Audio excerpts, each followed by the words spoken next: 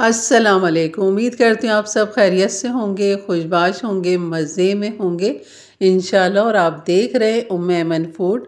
यहाँ मैं आज आपको बनाना सिखाऊंगी शीर खोरमा। लेकिन शीर खोरमे के लिए जो है ना, यहाँ पर सवैयाँ बहुत ही ज़बरदस्त मेरे पास आ गई थी। बहुत ही कलरफुल वाली सवैयाँ थी, तो और इसके साथ तो हमारा शीर खोरमा और ही खूबसूरत हो जाएगा और खाने वालों को और भी मज़ा आ जाएगा। तो चलिए बनाना शुरू करते हैं यही मज़ेदार सा शीर खोरमा। बिस्मिल्लाहिर्रहमानिर्रहीम। यहाँ पर जो है ना, सबसे पहले हम ड्राई फ्रूट ले लेंगे। जिसमें मैंने नारियल ले लिया, इसको बारीक मैंने इस तरह काट लिया था। और मैंने ये छुहारे ले लिए थे, जिन्हें 5 से 6 घंटे मैंने पानी में भिगो के रखा, तो ये साइज़ में डबल हो गए। और आप इसको बहुत ही आसानी के साथ इस तरह काट सकते हैं। तो यहाँ बीच में से हम इसकी गुठली निकाल लेंगे और इसकी बारीक इस तरह स्लाइस कटिंग कर लेंगे।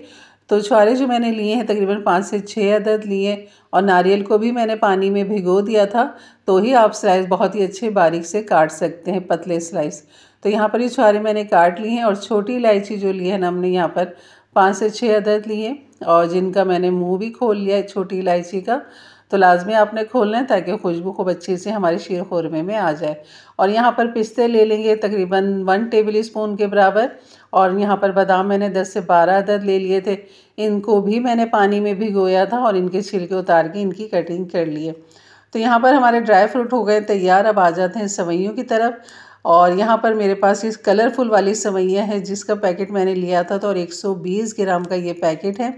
लेकिन मैं ये सारी सवैयाँ नहीं डालूँगी, क्योंकि मैंने आधा किलो दूध में बनाना है। तो उसमें ये मैं जितनी जाएगी इतनी मैं इसमें से ले लूँगी। तो ये बहुत ही खूबसूरत लग रही थी सवैयाँ मुझे इस दफ़ा की। मैंने कहा माशाल्लाह बड़ी ज़बरदस्त आ चुकी हैं, कलरफुल सवैयाँ हैं ये। और ये शीर खोरमे में तो बहुत ही लाजवाब लगेंगी। अगर आपके पास नहीं भी हो तो जो नॉर्मल सवैयाँ हमें मिलती हैं वही आप ले सकते हैं। और ये जो 120 ग्राम का पूरा पैकेट है, ये आपके कम से कम 2 किलो दूध में आराम से ये सवैयाँ इतनी जा सकती हैं शीर खोरमे में। लेकिन यहाँ पर मैं थोड़ी सी ही लूँगी। और यहाँ पर आपने इस तरह छोटा छोटा कर लेना है सवैयों को। तो मैंने ये दोनों तीनों चारों कलर जो भी थे ना इसके, वो मैंने थोड़े थोड़े से ले लिए हैं, ताकि खूब कलरफुल जो है ना हमारा शीर खोरमा लगे। तो बस ये है, मैंने निकाल लिया। बाकी जो है मैं उठा के रख देती हूँ और यहाँ पर इस सवैयों के साथ फिर आपको शीर खोरमा बनाना सिखाती हूँ। तो इसको हम रखते हैं एक तरफ। हमारे ड्राई फ्रूट भी तैयार हैं, सवैयाँ भी तैयार हैं। अब आ जाते हैं दूध की तरफ। यहाँ पर मैंने ले लिया है आधा किलो दूध। उबला हुआ है ये, लेकिन मज़ीद हमने इसको उबालना है, क्योंकि हमने इसके अंदर छुहारे डाल के पकाना है। और छुहारे जो है ना वो आपने रात भर भिगो दें, 5 से 6 घंटे भिगो दें। और अगर ज़्यादा जल्दी हो तो आप नीम गर्म पानी के अंदर छुहारों को भिगो दें। आधा 1 घंटे के अंदर छुहारे अपने साइज़ में डबल हो जाएंगे। तब आप इसकी गुठली निकाल कर इस तरह स्लाइस कटिंग कर लें। मेरे पास ये किशमिश भी थोड़ी सी रखी हुई थी, तो सोचा ये भी मैं डाल देती हूँ। तो मैंने तकरीबन 1 टेबल स्पून के हिसाब से किशमिश भी ले ली है। अब यहाँ पर चीनी डाल देंगे हाफ़ कप के बराबर, या जितना मीठा आपको पसंद हो आप इतना यहाँ पर डाल दीजिए। चीनी को यहाँ पर हल करेंगे, उसे उबाल आने का इंतज़ार करेंगे। और उसके बाद फिर हम डाल देंगे इसके अंदर छुहारे, ताकि छुहारों में भी जो है ना दूध का फ्लेवर आ जाए। तो इसलिए हमने इसको थोड़ा सा पका लेना है दूध के अंदर डाल के। जैसे दूध में उबाल आ जाए तब आपने इसमें छुहारे डालने हैं। बाकी जो है ये चीज़ें हम रोक लेते हैं, क्योंकि हमने इनको बाद में डालना है। और यकीन करें ये शीर खोरमा इतना मेरे वालिद को पसंद था कि वो जब ईद पे आते थे और सब जगह से होते हुए आते थे, और आखिर में जब मेरे पास आके शीर खोरमा खाते थे तो वो यही कहते थे कि मैंने सब जगह का खाया है, लेकिन जो तुम्हारे हाथ का ये शीर खोरमा है ना, इसका जवाब ही अलग है। यानी कि इतने मज़ेदार लगता था ये अब्बू को। और जब जब मैं ये ईद त्यौहार पे बनाती हूँ, यकीन करें मुझे उनकी बहुत याद आती है। अल्लाह मेरे वालिद और वालदा को दोनों को जन्नतुल फिरदौस में आला मकाम और दर्जा अता फरमाए। आमीन सुम्मा आमीन। और यहाँ पर दूध को मैंने हल्की आंच पे पकने के लिए रख दिया। और यहाँ पर अब हम इसका तड़का तैयार कर लेते हैं, जिसमें मैंने 2 से 3 टेबल स्पून घी ले लिया है, देसी घी। और यहाँ पर डाल देंगे इलायची और किशमिश। किशमिश को खूब अच्छा सा आपने साफ़ कर लेना है, धो लेना है, ड्राई कर लेना है। उसके बाद फिर आपने डालना है। और चूल्हे की आंच को जो है ना आपने मीडियम लो हीट पे रखना है, बहुत तेज़ आंच नहीं करना है। और जैसे इसमें से इलायची से खुशबू आने लगे और जो किशमिश हमने डाली थोड़ी सी फूलने लग जाए, जैसे ही कलर चेंज करे, तो फ़ौरन ही आपने इसमें बादाम, पिस्ते और नारियल डाल देना है। इनको खूब अच्छा सा हल्का सा हमने फ्राई करना है मीडियम लो हीट पे। और यहाँ पर जो हमने सवैयाँ बना के रखी हैं यानी कि तोड़ के रखी हैं वो भी हम यहाँ पर डाल देंगे। और आप देख सकते हैं किशमिश जो है वो वाइट होके फूल चुकी है। और यहाँ पर सवैयाँ जैसी मैंने डाली है ना, चूल्हा मैंने कर दिया है बंद, क्योंकि मुझे लगता है कहीं ऐसा ना हो इसका कलर ख़राब ना हो जाए, जो इतना खूबसूरत इसके कलर है।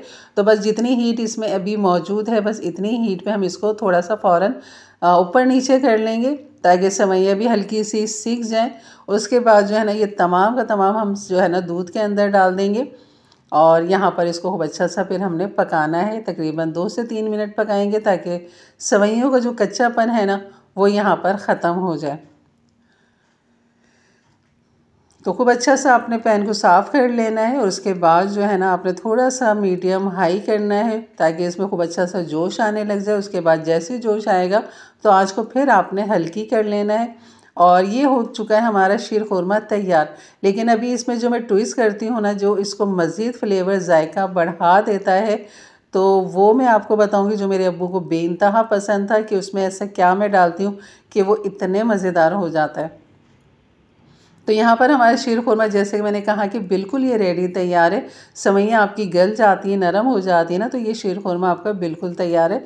इसी तरह ही होता है, इतना लिक्विड होता है। लेकिन थोड़ा सा मुझे इसे थिक करने के लिए ना कॉर्नफ्लोर का इस्तेमाल करूँगी, यानी कि मैंने फिर फ्लेवर वाला कॉर्नफ्लोर लिया है, यानी कि मैंने वनीला एसेंस वाला कॉर्नफ्लोर लूँगी और उसको मैं थोड़ा सा घोलूँगी 1-2 चम्मच, और वो मैं उसमें डालूँगी, जिसकी वजह से बहुत ही अच्छा मज़ेदार सा फ्लेवर वाला बन जाएगा और थोड़ा सा ये थिक भी हो जाएगा। तो खाने वालों को बहुत ही मज़ा आएगा। वैसे तो ये गरम खाया जाता है शीर खुरमा, और इसके ऊपर जो तड़का होता है ना वो भी नज़र आ रहा होता है घी का। और लेकिन जब हम ये कॉर्नफ्लोर डाल देते हैं ना तो तड़का भी सब गायब हो जाता है और ये थिक हो जाता है। फिर ये ठंडा अच्छा लगेगा आपको। फिर आपने इसको ठंडा करना है फ्रिज में रख के, और फिर आपने इसको सर्व करना है। तो ये दोनों ही तरीके हैं इसके शीर खुरमे के, जो आपको पसंद हो आप उस तरह बनाइए। तो यहाँ पर मैंने जो है ना वनीला कस्टर्ड जो है ना तकरीबन 2 टेबल स्पून लिया है और थोड़ा सा दूध डाल के इसको हल करूँगी। लेकिन ये थोड़ा सा थिक हो रहा है तो मज़ीद इसके अंदर मैं दूध डाल लेती हूँ ताकि ये थोड़ा सा लिक्विड हो जाए। और देख सकते हैं आप शीर खुरमा बहुत अच्छा पक रहा है। तो बस हम जो है ना अब ये जो तैयार किया है ये हम यहाँ पर डाल देंगे, लेकिन आपने थोड़ा सा हाथ को रोकते हुए डालना है, हो सकता है बहुत ज़्यादा थिक हो जाए। तो यहाँ पर आप देख सकते हैं बस ये बिल्कुल तैयार है, रेडी है। तो अब यहाँ पर डाल देंगे वनीला कस्टर्ड। अब इसको खूब अच्छा सा मिक्स करेंगे और आप देख सकते हैं जैसे ही डाला है तो थोड़ा सा ये थिक होने लग गया और इसका कलर भी थोड़ा सा चेंज हो जाएगा, यानी कि जब ये वाइट था ये थोड़ा सा और चेंज हो जाएगा, खूबसूरत सा एक कलर भी आ जाएगा और ये जायके फ्लेवर में भी बहुत मज़ेदार हो जाएगा।